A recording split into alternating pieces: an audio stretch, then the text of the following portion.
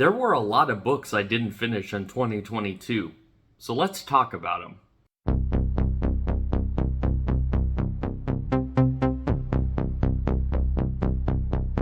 Hello everyone, my name is Thomas White and this is Thomas Writes.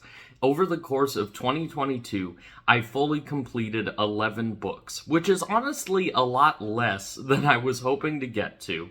But I think a big part of that is that I started my channel in July. This is my first time doing BookTube, so I shouldn't be too upset that I didn't do 30 or however many books that I would have liked to have done last year. With all of the books that I completed, there were also a lot of books I DNF'd or did not finish for various different reasons that we're about to get into. First off, I want to talk about some books that I do plan on getting into later. I just didn't end up finishing this year. The first book in that category is going to be The Way of Kings by Brandon Sanderson. I've owned this physical copy of The Way of Kings for a long time. I have tried to get into Way of Kings numerous times and just have never had the dedication to fully get into it. This past year, I tried The Way of Kings on audio and was making decent progress, but I think the problem is that I started Wheel of Time pretty close to the time that I started Way of Kings also. And I think it's a little too much for my brain to try to process two very expansive epic fantasy universes at the same time. So, for you Stormlight Archive fans, I want to reassure you, I do plan on getting to the series at some point. But I will likely finish the Wheel of Time first, because I don't think I can just do both that series and this series at the same time. Also, when I start Way of Kings again, inevitably, I will likely do so in the paperback form, because I like to take notes in the margins of books, I like to underline things, and I think it'll just help me comprehend the story better. So stay tuned, Way of Kings will be coming at some point down the line, don't worry. Next up is another book that I do plan on getting into in physical form, because the audio wasn't really working for me, and that is Dune.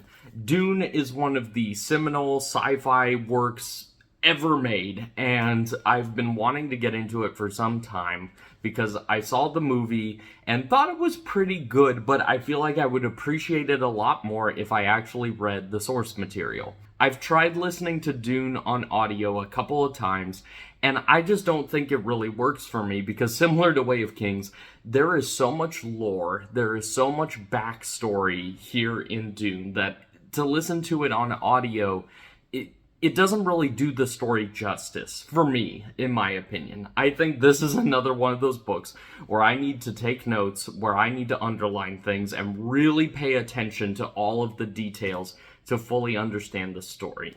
So Dune will be coming in paperback form in 2023, so just hang on, all of you Dune fans, don't worry, I will get to this one as well. Next up are the paperback books that I didn't finish that I don't know if I will end up revisiting or not. The first one on that list is going to be Stranger in a Strange Land by Robert Heinlein. This one was very disappointing to me, unfortunately. I got 2/3 of the way through this book. I got so far into it, but I didn't end up finishing it because, long story short, this book is very preachy. There's a lot of lectures and just a lot of content that really doesn't work for me. The message of this story doesn't really resonate with me, with my personal worldview, and I realize that that's pretty biased, and I don't necessarily have to read works that adhere to my worldview or that promote my ideology, but this was just a little too much for me. I plan on doing a more in-depth video on Stranger in a Strange Land, why I couldn't finish it, my issues with it, because this book is considered Robert Heinlein's magnum opus by so many people, and I just don't get it. It just didn't do it for me. So, unfortunately, this one is going in the DNF pile. Next up is another book that I was really looking forward to that really disappointed me, and that is Neuromancer by William Gibson. Much like Dune being this seminal space opera fantasy epic, Neuromancer is this seminal cyberpunk book where you see all of these terms that have come into use in pop culture because of this book. Things like Blade Runner and The Matrix and Cyberpunk 2077 have all been inspired to some degree by William Gibson's work in Neuromancer. Initially, this book was pretty interesting to me because William Gibson's writing is very good in terms of how poetic it is, and in terms of the way he uses language is very creative. What got me about this book is that the plot is very difficult to track. And I've looked up this book on Goodreads and on YouTube, and other people say the same thing, that the plot is very difficult to track in this story. The characters are just...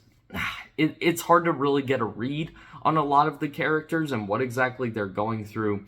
And then what really made me upset with this book is there was this really graphic sex scene that just came out of nowhere. It literally just like it turned the page and boom, there it was immediately. And it just really rubbed me the wrong way too, because like in the context of the story, the protagonist has like just met this lady and immediately, boom, we're in the midst of this very graphic scene.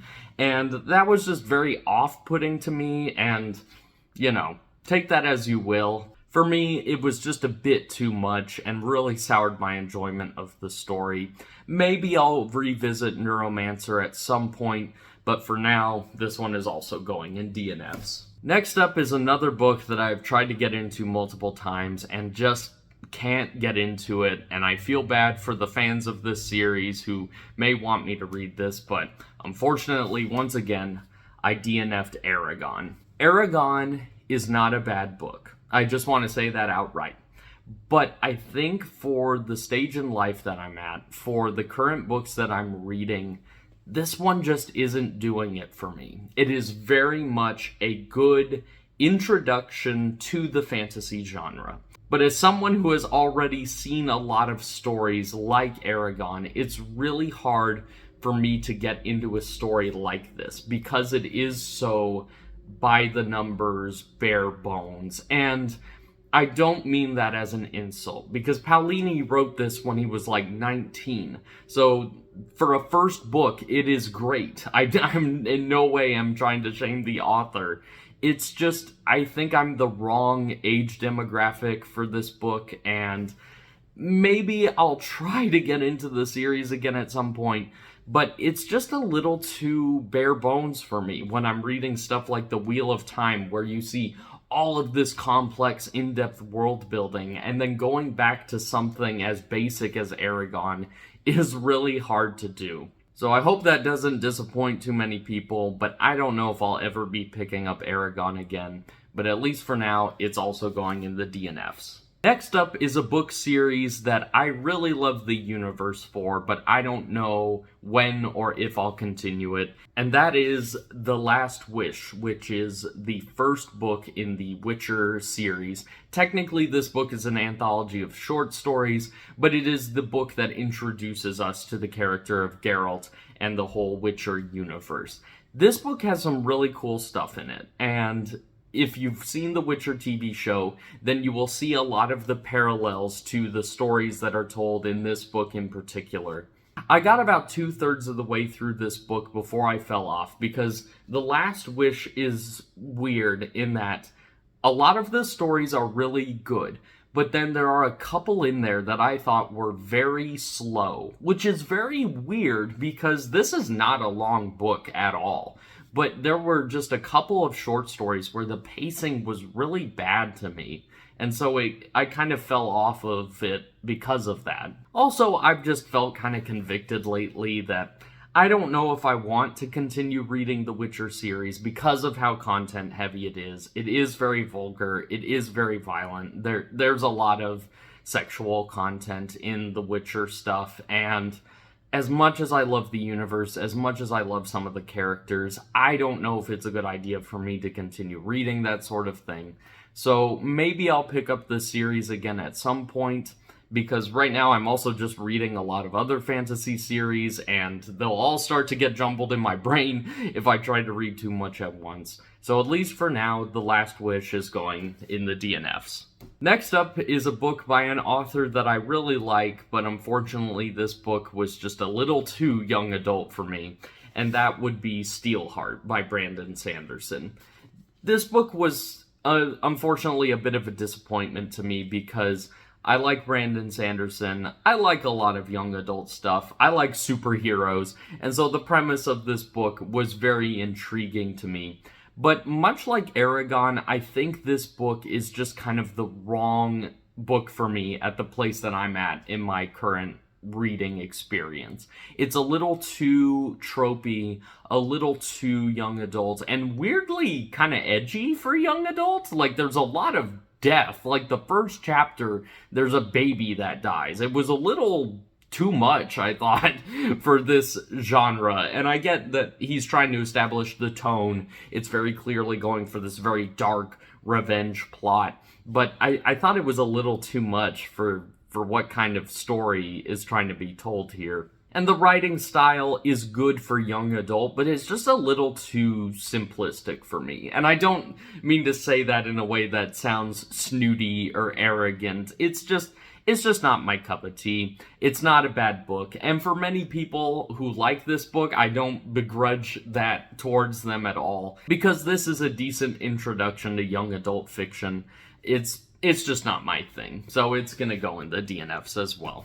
Next up is another book that unfortunately really disappointed me because of all the hype that's surrounding it, and that one is going to be, unfortunately, Kings of the Wild by Nicholas Eames. This book had so much potential. I love the cover art. I love the aesthetic and the look of it. And there are so many aspects of this book that I think, if done in a slightly different way, would really work for me. Because basically this book is trying to be an homage to heavy metal and punk rock and kind of that 70s to early 80s era of music. But it's also trying to infuse elements of D&D and typical fantasy tropes that are kind of being flipped on their heads. There's a lot of stuff in here that I do really like on paper.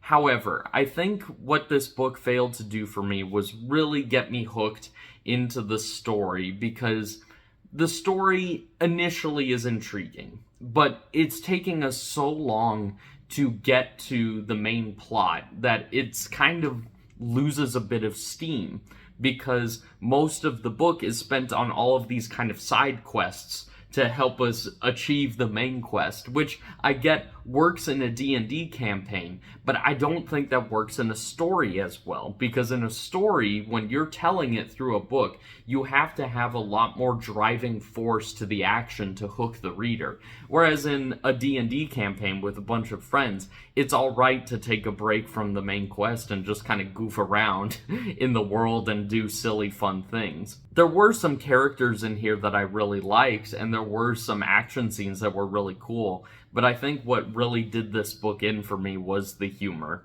It's just going for that kind of Deadpool, Suicide Squad level of shock value, vulgar humor, and that's just never sat really well with me. I can take a couple of crude jokes, don't get me wrong, but this is like every other sentence is trying to like string together the most absurd combinations of vulgarity possible, and I don't find that creative. I don't find that very funny.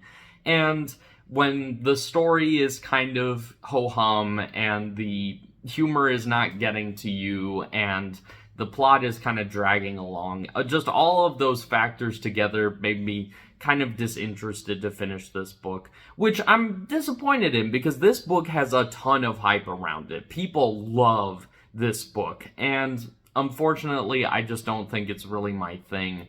And because of those things that I just said earlier, it's going to go in the DNFs as well. Finally, I'm going to talk about the audiobooks I didn't finish and ended up returning on my Audible account because they just weren't really doing it for me. The first one of those books is Mass Effect Revelation, which is the first book in BioWare's series of Mass Effect books. I love the Mass Effect games, I love the Mass Effect universe, and I've been wanting to get into more of the lore and the side content that exists in other forms of media besides the games. But this book just wasn't really working for me. I think part of the problem was the audio narration for this book I thought was very dry. The narrator, I thought, without being too mean, I thought the narration was just very bland, and he didn't really get very excited whenever action scenes would happen. It would just kind of be like, and then Anderson took his N7 rifle and shot the one pirate, and it's just the most dry, bland way you could ever portray an action scene in audio form. So that was very off-putting for me. Also, the story was just kind of taking a little while to get going, and I've heard very mixed things about the Mass Effect books, and apparently even the fourth book in the Mass Effect book series was so bad that BioWare came out and actually decanonized the book.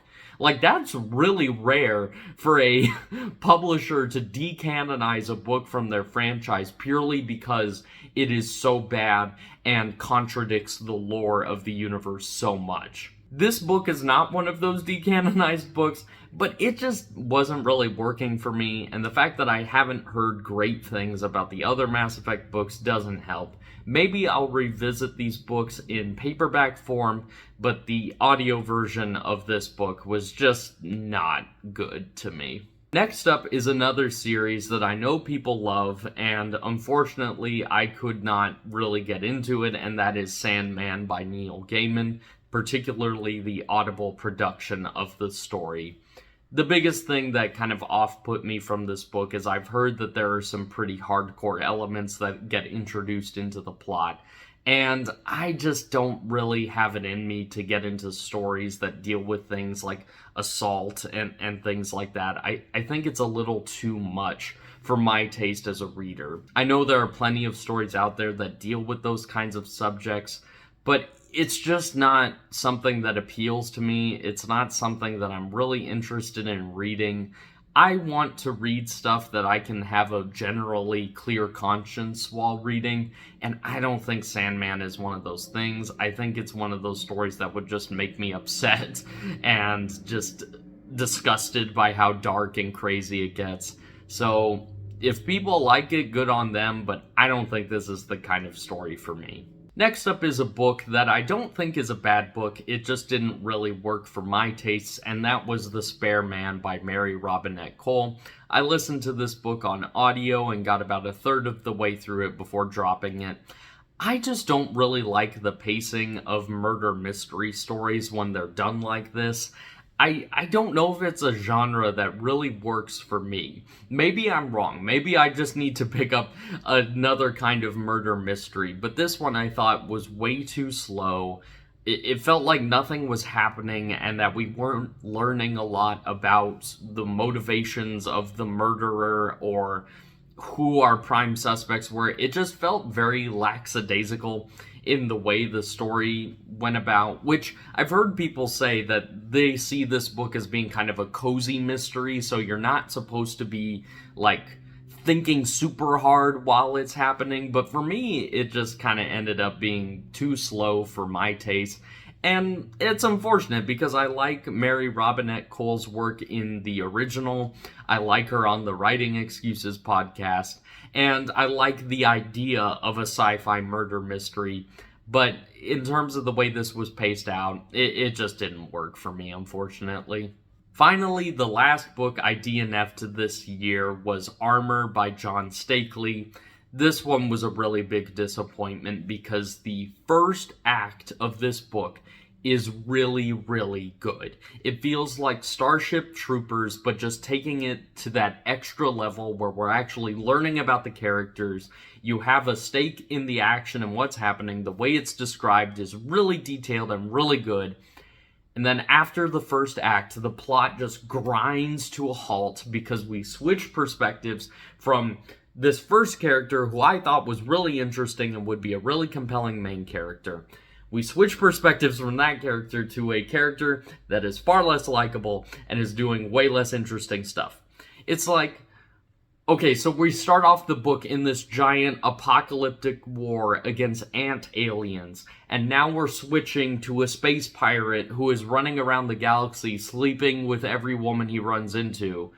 It just doesn't feel like the same story. It feels like two books kind of jammed into one. And maybe if I read the whole thing, I would understand how this new character's story ties into the main plot, but as it stands, it just wasn't working for me, and they did that trope that I hate so much in fiction, where a male and female character hate each other's guts to the point where they get in physical fights with one another, and then immediately they have sex afterwards. It is one of the most annoying tropes to me. I hate it so much, and that book does it not once, but twice. And for me, the first time was already really annoying. The second time was just too much. And so this is one that unfortunately was a really big disappointment to me, because I love sci-fi, military, space opera, we gotta go blow up the aliens type stories. But this one just handled its story so poorly, in my opinion, that I couldn't finish it. I hope to get to more books in 2023, and comment down below if there are any books that I just listed that you would like for me to revisit at some point or give another shot. Also, feel free to like and subscribe if you enjoyed this video, and I hope you guys stick around for 2023 to see what books I will be reading this upcoming year. Thank you guys for watching, and I'll see you in the next video.